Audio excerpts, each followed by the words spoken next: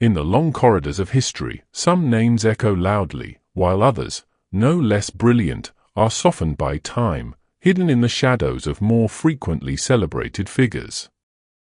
Yet every so often, when we pull back the curtain of memory, we find men and women whose minds shaped not only their age but ours, whose insights leap across centuries as if no time had passed at all. Among these rare visionaries stands Al-Biruni, the polymath, philosopher, scientist, and historian, a man born more than 1,000 years ago in Central Asia, whose genius anticipated discoveries we often credit to much later thinkers. While the Western world often remembers names like Galileo, Newton, or Copernicus as torchbearers of knowledge, Al-Biruni deserves his place alongside them.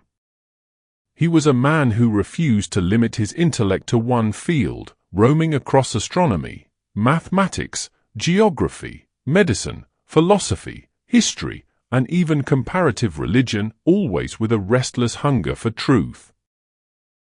To speak of Al-Biruni is to rediscover how the Islamic Golden Age became not just a flourishing of culture but a foundation stone for the modern world. Al-Biruni was born in the year 973 in Khwarazm, a region near today's Uzbekistan and Turkmenistan. This was a time when the Abbasid Caliphate's cultural influence stretched wide, and knowledge was considered one of the noblest pursuits of life. From an early age, Al-Biruni displayed a curiosity that went beyond what was required of a young scholar.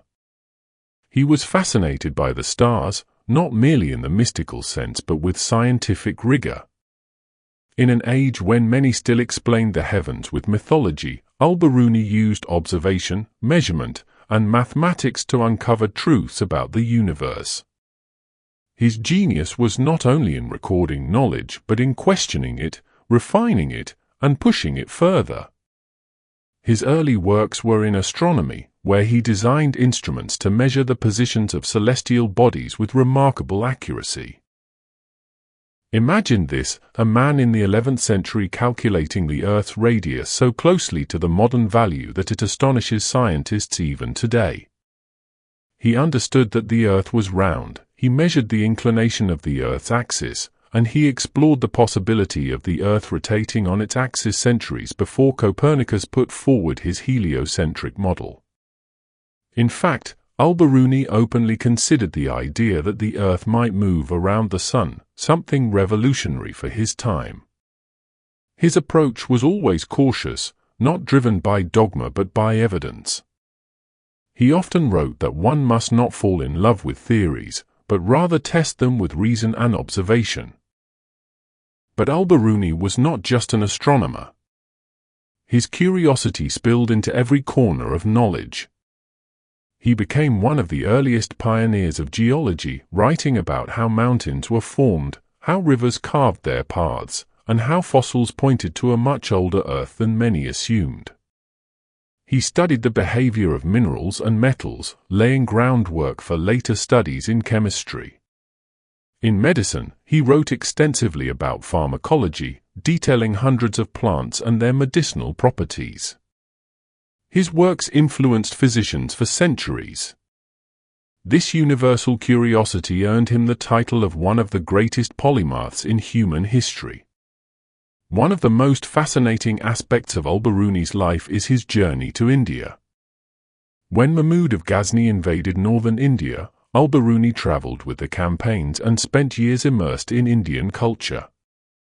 But unlike most conquerors or observers, he approached this new civilization not with arrogance but with respect and humility. He learned Sanskrit, translated Indian texts into Arabic, and wrote the famous Kitab al-Hind, or Book of India. In it, he described Indian philosophy, mathematics, religion, customs, and sciences with objectivity and fairness that was extraordinary for his era. Rather than dismissing Hindu beliefs, he tried to understand them, comparing them with Greek, Islamic, and Persian philosophies. This made him one of the earliest pioneers of comparative religion and anthropology.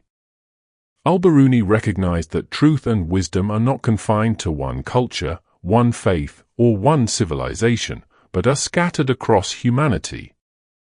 In doing so, he modeled a kind of intellectual humility the modern world could use more of today. His observations of Indian mathematics and astronomy had a profound impact.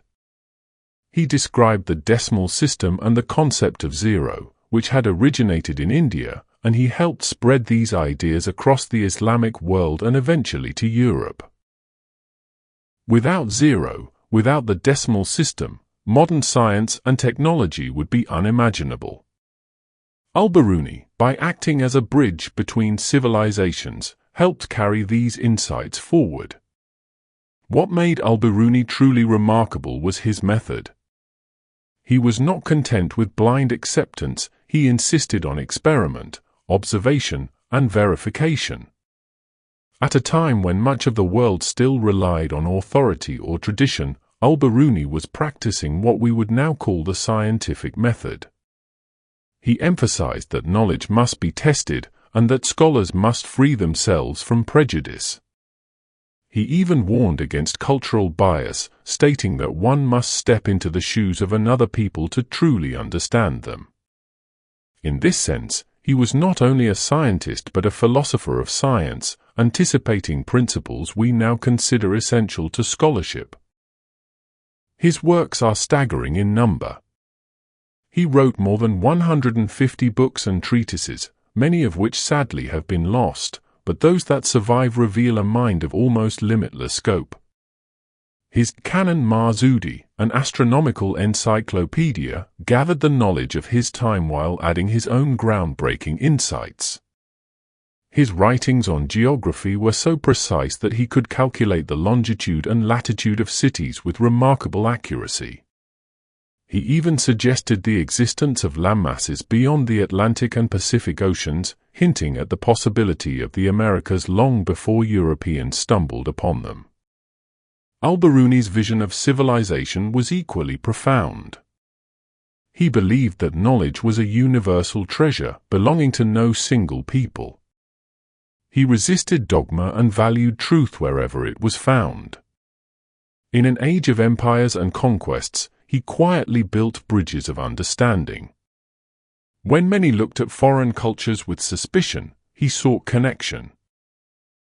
This attitude is what makes him not only a genius of science but also a genius of civilization. He embodied the belief that the human mind, when free and open, can transcend borders and prejudices. Yet, for all his brilliance, Al-Biruni remains relatively unknown outside of scholarly circles. Why is it that we celebrate certain figures while overlooking others? Part of the answer lies in the way history has been written, often through a Eurocentric lens that downplayed contributions from the Islamic Golden Age. But the truth cannot be erased. The legacy of Al-Biruni is etched into the very foundations of modern science. Every time we use the number zero, every time we apply critical thinking, every time we cross cultural boundaries in search of wisdom, we are echoing Al-Biruni's spirit. To understand Al-Biruni is to recognize that progress is never the work of one culture alone. It is a tapestry woven by countless hands across time and space. He stands as proof that civilizations flourish when they are curious, open, and willing to learn from others. His life reminds us that true genius is not in hoarding knowledge but in sharing it, not in clinging to one worldview but in seeking the universal. As we reflect on his achievements, we must ask ourselves what it means to be a seeker of truth today. Are we willing, like Al-Biruni, to step outside the comfort of our own perspectives? Are we ready to test our assumptions, to measure, to observe, and to let evidence guide us? Are we humble enough to learn from cultures different from our own? In an age where misinformation spreads quickly and divisions between people grow wider, the spirit of Al-Biruni is more urgent than ever.